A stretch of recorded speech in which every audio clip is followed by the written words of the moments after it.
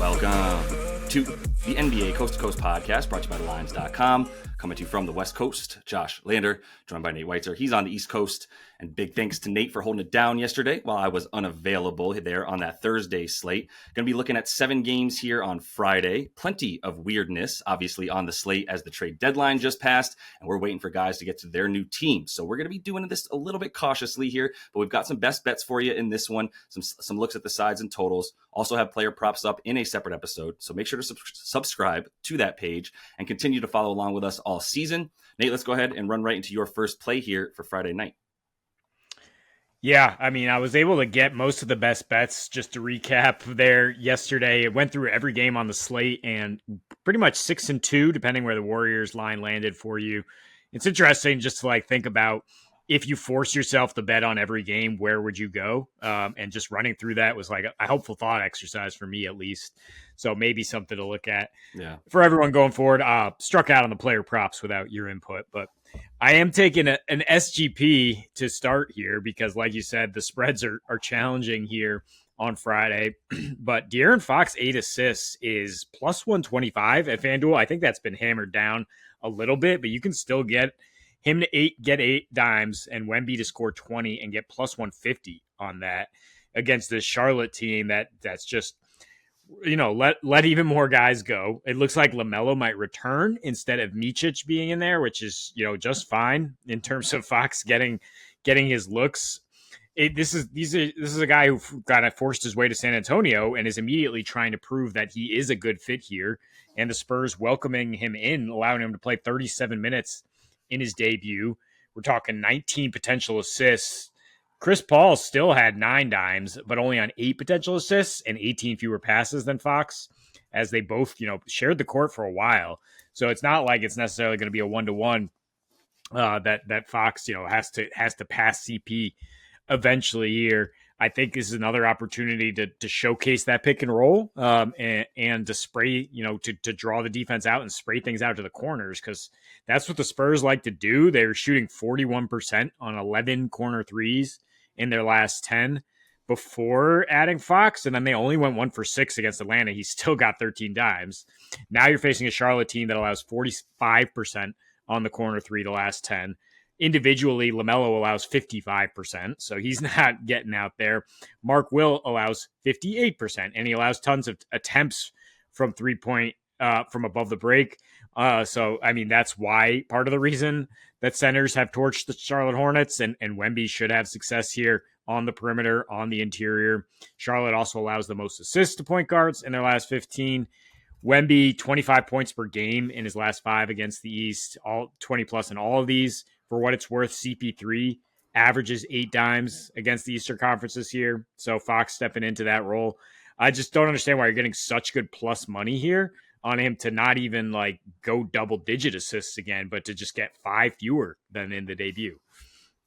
Yeah, I think people are probably still a little bit weary of a 1-game sample size, but I was really ready to hit De'Aaron Fox assists as the first play in his first game with this team last time. So I'm happy to keep getting it at this number when I do think De'Aaron Fox double-double should probably be a play until he proves otherwise, to be honest. I mean, he might get 9 in this game, might get 8, so I'm fine with taking the core prop here. But when you're a new guy fitting in with a new team that is relatively established, at least in its best player and its most important player, plus the rotations that it's had, you want to fit in. You want to kind of come in and not just take over the offense and start doing you. You want to do Spurs, and doing Spurs means keeping the ball moving and having that guy up top for you that was CP3 and is now D Fox, who led the team in touches, led the team in passes made, passes received, minutes, points, potential assists, everything. He just led the team. And I would continue to expect him to have the ball in his hands for the majority of the game again. Chris Paul had 9 dimes last game, 9 on 9 potentials, not 19 potentials, the way that De'Aaron Fox did to the point you made. So I'm all over this with you as well, and would have put D Fox in my player props as a play by himself as well if you didn't have this already here. Obviously, I'm not going to question Wemby 20 points in this game either. So let me go to a side here that I do feel comfortable taking, and that's going to be Philly minus 3.5 against Detroit. We know Joel is playing. We know Cade Cunningham is questionable. So I'm happy to take this right now. It's gone up from 2.5. And if Cade is ruled out, this is going to jump 2 to 3 points. If you look at his estimated plus minus on the season, he's worth about 6.5 to 7 points per game. to the spread alone for his team. So I would imagine that him being out is going to make that thing jump. Even if he's in, I'm still good with this number. That's why I'm very happy to hit it right now. They're 8-6 with him. They're 12-24 without him on the season. And really what goes just down the tubes is the defense when Joel Embiid is not out there. And I mean, it's in part because the backup for him has been Drummond when he's even available. And Andre Drummond is not a rim protector. Let's be very clear. He had a lot of blocks at points in his career from going away from his guy and trying to, but he can't get off of the guys he's playing against these days. So Drummond hasn't been much of anything. It's the point is like Joel's WAR, wins above replacement, is also massively huge because of the lack of defense behind him. That's the main point. They have 111 defensive rating this season with him. They have 118 without him. That moves them from top 10 to bottom 10 in defense right away. Their rebound percentage is about 2.5 percentage points better. They're getting 48.6% of the rebounds with him per 100 possessions versus 46% without him. They also give up 2 fewer assists when he's out there as well. So on offense, they've been like basically the same team overall in terms of their output. They're scoring in different ways, but their efficiency goes down as well. Their assist percentage goes down without Joel Embiid, and it becomes a lot more like we've got to figure out how to go one-on-one with the guys on the perimeter, and that includes Yabu, who plays a ton on the perimeter. But when you do get down low, I mean, he has caused so many problems for Jalen Duren in the last 5 games that they played, essentially, which is basically the last 2 seasons. Now, he played them 4 times last year, too, managed to make it for all the Detroit games, averaged 33 and 12 in that time frame. I just don't think they're going to have an answer for him, and everything is going to run off of that. Tyrese Maxey averages about 2.5 assists more per game. Tyrese Maxey gets about 4 percentage points better on his three-point shot with Joel Embiid on the floor. It's just everybody. Everything gets better around him. It's not just his ability to take over a game. It's the fact that you have to worry about him, and he is a sun with the gravitational pull of such that everybody's focus goes to him. So everything just changes. I think 3.5 is a great number, even though I'm very high on Detroit, more so than maybe some, not high enough to think that they're as good as a fully strength. By the way, Paul George is in as well, fully strength Philadelphia 76ers team. I'll take them to cover 4 for sure. Yeah, I like it. I was leaning that way and was thinking about the Pistons total being a little low, but if Cade doesn't go, where is their offense going to come from? And on the other end, Detroit hemorrhaging free throw attempts lately. That does not bode well against going up Joel Embiid, who should have his way against young Jalen Duren here. So we both like this last one. The Jazz +9. It's down to 8.5. I think because other people are hitting that. Because I mean, if Kevin Durant doesn't play here, like this is a fantastic ticket to be holding, and we have no idea at this point. It's kind of just up to him. But this is a front end of a back-to-back with Denver coming to town tomorrow. So if he wants that more competitive environment, or if he wants to continue to drop 25 to 30 on the Jazz, which he always does, he can do that. But if KD does not play, they are 1-10 straight up this season without him. The one win was over the Jazz a long time ago. They did not cover 9 though. They won by 8. And in general, they have a 125 defensive rating without KD, -11 net versus just hovering above the positives with him. And printed problematic signs when you face that Jazz team early in the season. Allowed 32 assists, very few turnovers, allowed 58 paint points. Jazz only got to the line 9 times, and now lately they're up to 4th in free throw rate. Phoenix allowing the most free throws, I think, since the start of January. And then vibes-wise, okay, so they kept Beal. Kevin Durant was shopped almost went to Golden State. I guess they would have pulled the trigger maybe if Jimmy Butler didn't work out for them. So now everybody comes back into that locker room, and it's just like, cool, man, to Bradley.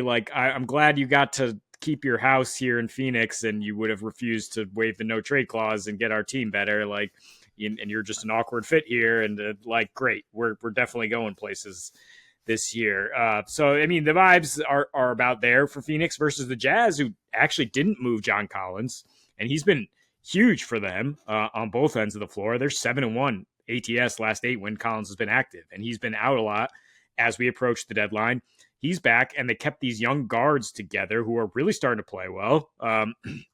Collier and Keontae George. So I'm not that worried that Sexton and Clarkson aren't going to go here, because it's kind of like passing the torch. They got the whole front court in here with Collins, Mark, and Kessler, and then they've got the young guards working with them, and I think they're playing a lot better than they did when in the first 2 meetings with the Suns earlier this season. They were able to cover that number again in January, despite shooting 27% from 3 without John Collins, who, like I just said, he's been with him in there, 15 threes at 40% in the last 8, and that's why they're covering. Yeah. Yeah, nothing to add to exactly what you said. I guess I can go in a few other directions as well. This Phoenix team, for starters, is not in a good place. That is the clear and present sign here from guys like Chris Haynes, Shams. Others have had those reports of like it is a toxic environment in that locker room right now. No names being thrown around for why, but obviously Kevin Durant being courted and then denying. Like it's all weird. I don't like it. So that's number one. I like the vibes in Utah. This is my favorite team of 2024-25 is the Utah Jazz, in part because Isaiah Collier is such a stud, who we both talk about as much as we can. Hilarious that he went to USC as well with Bronny. But either way, for the things I'm looking at too, Nick Richards is horrible. That's mean, but he's not good. I guess what I should say is he's not good enough for us to be talking about him as much as we do in this light that like he was traded to the Suns and that makes a difference. I don't think it does. He's very good at rebounding against teams that aren't good at rebounding. Utah's great at rebounding. Walker Kessler is going to be out there. John Collins is going to be out there.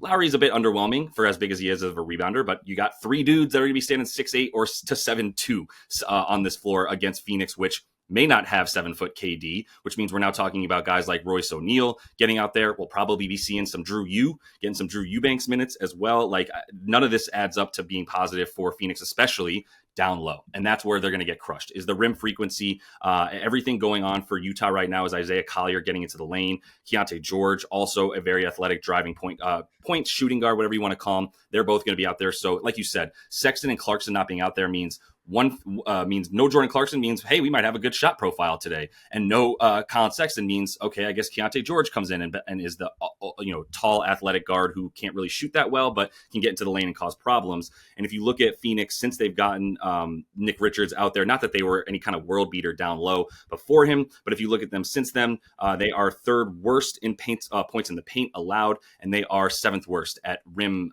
points allowed. So inside of 5 feet, like you just go to the rim and get what you want against them. And that's been a big part about John Collins being out there is he's taking a ton of shots off the spot up from 3, or he's driving to the rim, now 2nd in the team and drives to the into the lane, which is really surprising. I guess Colin Sexton's missed a few games, but I thought Sexton and George would be higher up. It's Collier and it's John Collins, and those guys are getting into the lane pretty well here. That's going to be the problem against Phoenix. I was leaning towards an over, but again, don't want to touch anything without knowing about KD and Beal. But I don't think there's going to be much defense in this game, and that's just going to lead to Utah having a better chance even to cover. Yeah, I mean, I thought about the over as well. Excuse me, but yeah, and even if KD's out, yeah, you look at those defensive numbers, and there still is a case to be made for this thing going over. So yeah, definitely lean that way. But despite that, I like the underdog. Just think they'll find a way to hang around, and yeah, think Collier continues to get his props in there. Yeah, my guy. I'm so close to having to name my first child's middle name Collier. We're getting really close at this point with the amount of money he's making us. But that's all the time we have for you in best bets. Definitely make sure to check out those player props. Got 4 separate props in there for you as well. So until we see you next, happy betting.